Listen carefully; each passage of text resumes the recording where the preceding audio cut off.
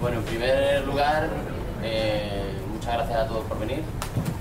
Ha habido grandes sorpresas aquí. Hemos conocido a parte de familia que no conocíamos todavía. Muchas gracias a la librería por cedernos este espacio durante este tiempo para realizar esto, y a todo el mundo le ha gustado mucho la librería y la gran mayoría de gente no la ha conocido. Así que muchas gracias por esto.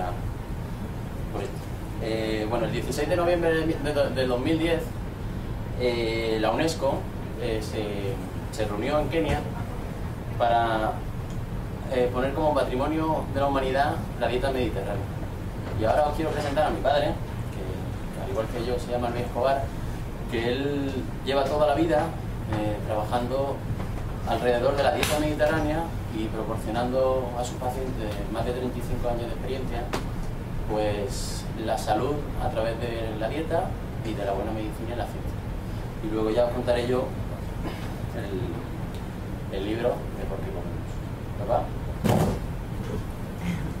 Bueno, aparte de que hoy empecemos en la librería Reina Sofía, la librería central, también podéis volver a comprar libros cuando queráis. Bueno, el libro empezó a gestarse hace 2 o 3 años y Luis, que es muy entusiasta, pues rápidamente empezó a entrar pues en todo lo que es la dinámica de lo que es escribir un libro, que es una situación pues muy bonita, muy atractiva, muy compleja, donde realmente lo que quiere es exponer todos tus conocimientos, pero sobre todo ponerte detrás del lector. ¿Cómo es posible que una persona coja un libro y lo deje a la mitad, o una persona lo coja y se lo lea entero, o incluso lo consulte a lo largo de su vida? Pues esta era la verdadera atracción que para mí suponía escribir el 5.º libro que he escrito, y que realmente me interesaba que no hubiera gente que, aunque no nos conociera, pudiera conocer de primera mano uno de los logros tanto históricos como realmente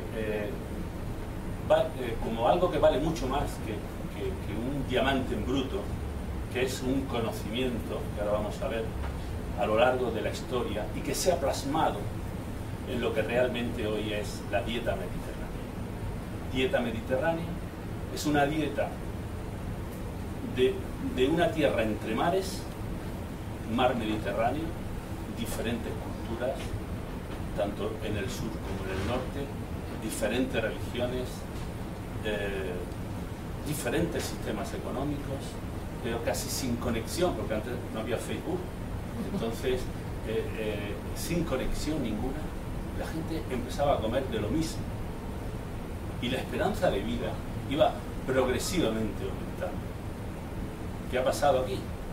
Pues que de pronto, cuando han venido los estudios epidemiológicos, los análisis científicos de la realidad cultural, pues se ha ido almacenando en forma de cultura algo que no se ha quedado en la cultura, porque como ahora verán, la palabra ¿por qué comemos? No es tan fácil de responder, sino la cultura alimentaria ha influenciado de forma brutal en la genética, en nuestra propia genética. Entonces, realmente vamos a hacer un pequeño revisión cultural de cómo hemos llegado hasta este punto. Si nosotros vemos hace 10 millones de años, empezó a ponerse de pie el hombre. Y todos dicen, bueno, ¿por qué se empezó a poner de pie el hombre? Pues el hombre se puso de pie algo por lo que nosotros nunca pensamos. Aparte por las relaciones sociales que necesitaba ampliar. Había empezado a comer y necesitaba ampliar el territorio. Ahora veremos de dónde nace el primer hombre en la Tierra.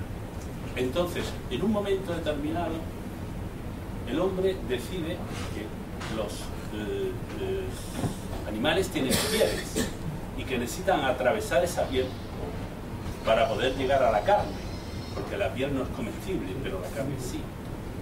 Y comer todo lo que significa un animal. Entonces empieza, como veis aquí, el aumento de consumo de carne a través de uno de los primeros útiles líticos, piedras.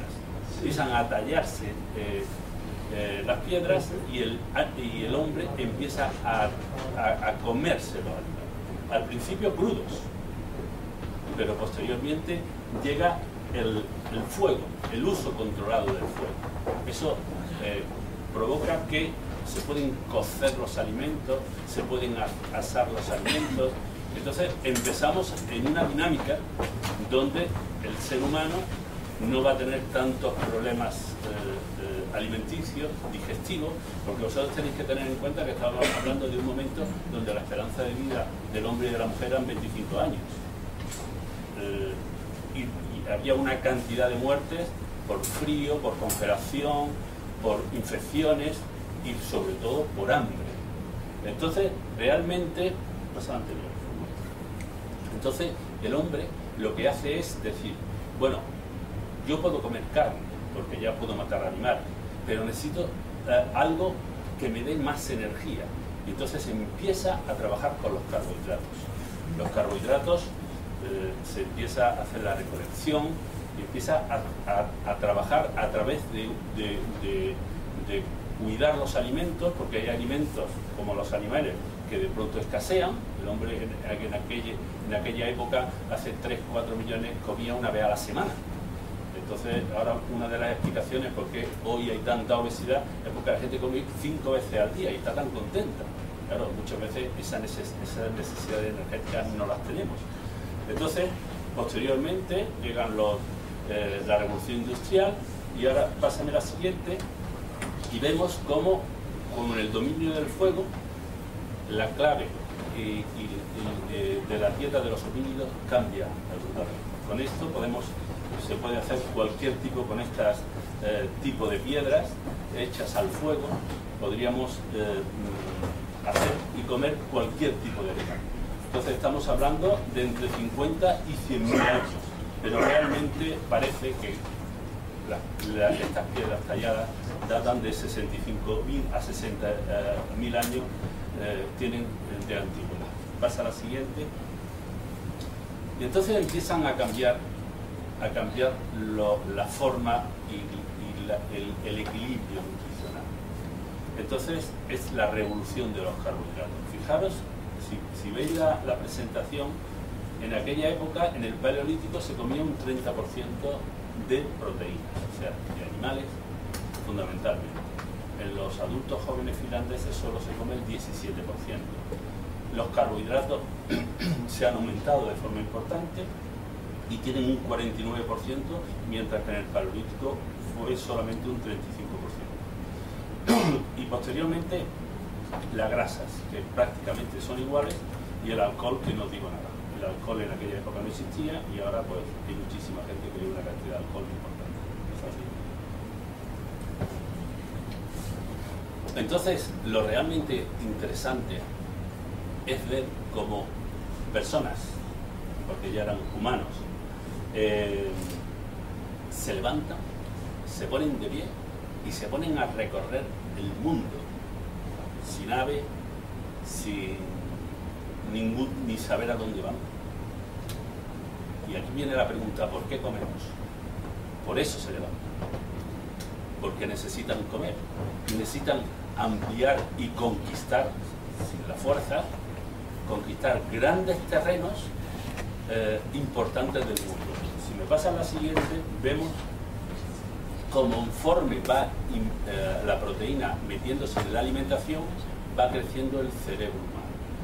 Desde 400 centímetros cúbicos que podían tener hace 3 o 4.000 años, llegamos a un cerebro de 1.350 centímetros cúbicos, que es el que tenemos ahora.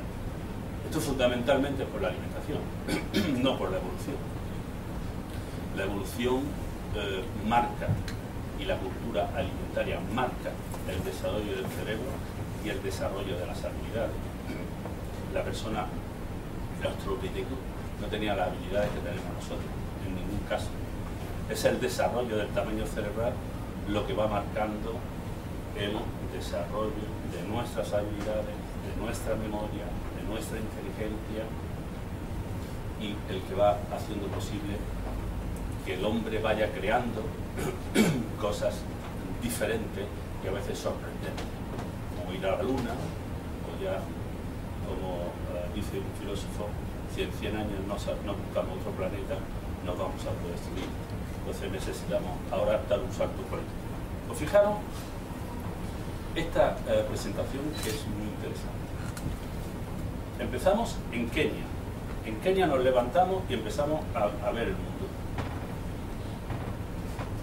Llegamos andando desde el centro de África hasta China. Y desde China hasta Indonesia. Eso lo hace el Homo erectus. Lo hace también lo hace el Homo habilis y el Australopithecus. Pero fundamentalmente el Homo erectus busca una cantidad de terreno brutal para alimentarse. Y ahí es donde encontramos las claves primigenias del comportamiento alimentario del ser humano. Pasa a la siguiente. Entonces, vamos a dar un salto a la gastronomía medieval. La gastronomía medieval tiene multitud de textos, de libros, que ya mete a la alimentación dentro de la salud, dentro de la medicina. Y entonces decimos, pero la cultura medieval, ¿cuándo empieza? Pues empieza justamente cuando acaba el Imperio Romano y llega hasta el descubrimiento de América, desde el 450 al 1492. Ahí empiezan a cocinarse una serie de platos con muchísimas especies, y la nobleza de aquella época pues va sorprendiendo al mundo de cómo va evolucionando la alimentación. Pasa a la siguiente, y aquí vemos los platos. Fijaros, antes de 1650 teníamos la parte izquierda de nuestra presentación, el puré de arroz y pollo, salsa de camerina que lleva arroz, fruta machacada, con sabor dulce, y luego el hipocrás. El hipocrás es un vino caliente que era el que se servía en la alimentación. Y aquí es donde empieza la comida moderna, después de 1650, en el siglo XVII, donde hay pavo asado, donde empiezan las ensaladas y donde empiezan los vinos blancos. 1650, desde el punto de vista histórico, es el cambio de alimentación que va a ir progresando a lo largo de la historia. ¿Y ahora qué es lo que tenemos en medio? Pues ahora tenemos una dieta fundamentalmente potenciada para la salud. Entonces, tenemos grandes enemigos. Tenemos unos supermercados con unos industriales que lo único que les interesa es ganar dinero. Hay muchísimos alimentos y bebidas que ahora los voy a exponer, donde curiosamente se le echa azúcar. Se le echa azúcar hasta los congelados. A los congelados de ensalada le echan azúcar. No quiero decir cualquier tipo de bebida carbónica, de multitud de azúcar, como ahora vamos a ver. Y entonces, ¿por qué es tan peligroso este aspecto? Pues peligroso porque la dieta influye directamente en los genes. Entonces, nosotros estamos, no solamente ya porque una persona tenga sobrepeso o sea delgado, es que está influenciando nuestros genes.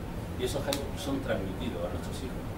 Entonces, si esos genes están alterados por una dieta equivocada, entonces transmitimos genes que son patológicos al mismo tiempo de transmitirlos. Entonces, necesitamos urgentemente una cultura diferente para prevenir ese tipo de enfermedades genéticas que irán apareciendo, que ya están apareciendo. Y hay aproximadamente las obesidades genéticas hace 30 años eran el 0,1%, ya estamos en el 0,3, en el 0,4. Trastornos génicos que aparecen y que de pronto hay niños y niñas que nacen con un peso exacerbado, enorme. Entonces son personas que después difícilmente se le va a quitar. Fijaros que en el año 1850 el incremento de la mortalidad va disminuyendo progresivamente, pero porque las enfermedades infecciosas se van controlando. Hay grandes epidemias y la mortalidad en aquella época fundamentalmente era infecciosa. Ahora la mortalidad son por enfermedades no infecciosas, la gran parte de la mortalidad. Cáncer, la obesidad, los infartos, los trastornos cerebrales y toda la patología que viene de la alimentación. Hay dos grandes grupos.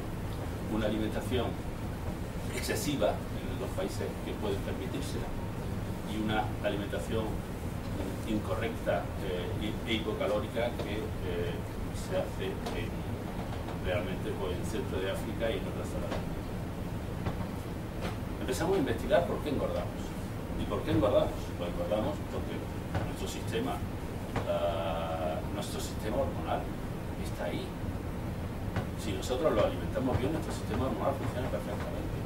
Si nosotros lo alimentamos mal, hay muchas hormonas que ahora vamos a ver que empiezan a alterarse y a crear incremento del apetito. Incremento del apetito, no del hambre. El apetito es una cosa y el hambre es otra. No tienen nada que ver, como ahora lo veremos. El apetito, cualquier persona puede comer una hora antes y llegar a una reunión social y ponerse otra vez a comer porque ve a la gente comer. Esos son trastornos del apetito. No necesitamos comida, pero comemos. El hambre es la necesidad energética cuando nosotros no tenemos suficiente glucógeno, suficiente depósito de glucosa para que todas nuestras células puedan funcionar. Entonces, ¿qué es lo que ocurre? Que las necesidades energéticas es el hambre. Cuando comemos por hambre es un placer mucho mayor. Saciar el hambre es un placer mucho mayor. Saciar el apetito, al final, es una sensación menor de felicidad. Entonces es muy importante que las personas que comen con apetito sepan diferenciar a cuándo comen con apetito, y ahora lo vamos a ver en diferentes presentaciones. Por ejemplo, aquí veis que no lo vamos a contar, pero ¿qué ocurre cuando tenemos el estómago vacío? Ahí tenemos una necesidad de nutrientes para alimentarnos. Y ahí saltan multitud de hormonas que vienen del páncreas, que vienen del estómago, que vienen del intestino, que vienen de la célula grasa. Si nosotros aumentamos la célula grasa porque aumentamos de peso, nosotros aumentamos una serie de hormonas como la leptina y provocamos un aumento importante del apetito, porque la grasa no es un tejido ahí que pesa, la grasa es un tejido endocrino, o sea que produce hormonas. Entonces, si nosotros aumentamos la cantidad de grasa, estamos creando alteraciones que luego nos van a cambiar nuestro comportamiento alimentario y vamos a crearnos unas necesidades que posteriormente no vamos a saber parar. Entonces nos encontramos con un montón. Hoy tú entras en una tienda de electrodomésticos o entras en una tienda de ropa y tienes 28.000 cosas que elegir. Pues tú entras en un supermercado y tienes 28.000 cosas que elegir. Ahora mismo estamos trabajando a nivel internacional, nosotros a través de nuestra Sociedad Española de Obesidad, estamos trabajando para intentar hacer lo mismo que se ha hecho con el jamón, y es poner etiquetas verdes, aquellos alimentos que son saludables, etiquetas amarillas, aquellos que hay que pensar si es necesario tomarlo o no, etiquetas rojas, que son alimentos con alto poder calórico, que hay que tener un cuidado importante porque nos puede provocar enfermedades, pero no enfermedades a largo plazo, sino enfermedades a corto plazo. Una cantidad de porcentaje de grasa de una alimentación o una cantidad con un porcentaje de azúcares superior a unas necesidades, lo único que nos va a producir o una diabetes o una hiperglucemia o nos va a producir un infarto de miocardio. Organización Mundial de la Salud, o no hay problema en consumir hasta el 10%, solo el 10% de las calorías diarias totales en forma de azúcar añadida. Os aseguro que todos los que estamos aquí, si entramos en un supermercado y compramos congelado, estamos por encima de ese nivel. Aparte de que tomemos dulce o no tomemos dulce. El azúcar se oculta en los alimentos procesados. Los zumos industriales hay que tener un cuidado con ellos enorme, porque es que los bañan en azúcar. Las salsas, las empanadas, que uno dice, bueno, una empanada está llena de azúcar. Entonces, una de las cosas que se va a pedir, una legislación súper estricta, es que se sepa hasta el contenido mínimo de todos los nutrientes que lleva cualquier cosa que compremos en los sitios públicos. Cuanto menos alimentos procesados consuma, más azúcar podrá añadir un café, que tampoco hay que añadir nada, sino puedes añadir una cucharadita sin ningún problema. Y ahí donde está la clave de la historia, sobre todo por el consumo tan alto que hace una población juvenil e infantil.